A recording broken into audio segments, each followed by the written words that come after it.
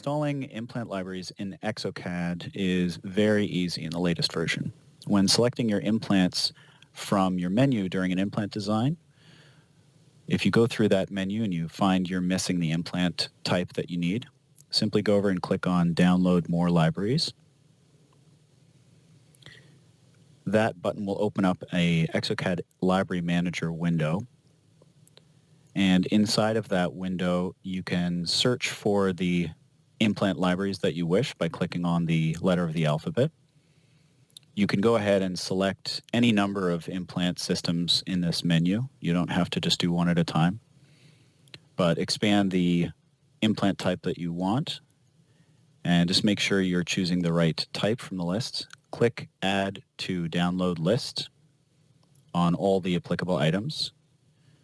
Implants usually have an implant set and then an analog set. Sometimes they have more, sometimes they have less, but usually they'll have a implant library item and an analog item. Once you've selected them, go to your downloads list, fill out your information. This will be your own information and the information about your lab or clinic.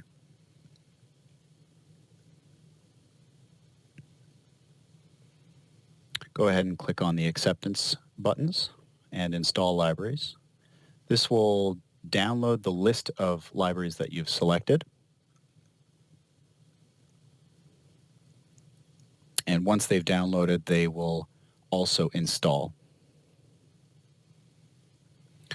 When you're presented with the list of what to do, it's basically asking you if you want to replace the existing libraries if they're already there, or update just the items that are different. I think it's usually a good idea to always replace with the newest items you're downloading. Once you're finished installing them, you'll need to close Exocad and reopen it for those new libraries to be detected. And go ahead and start your design again.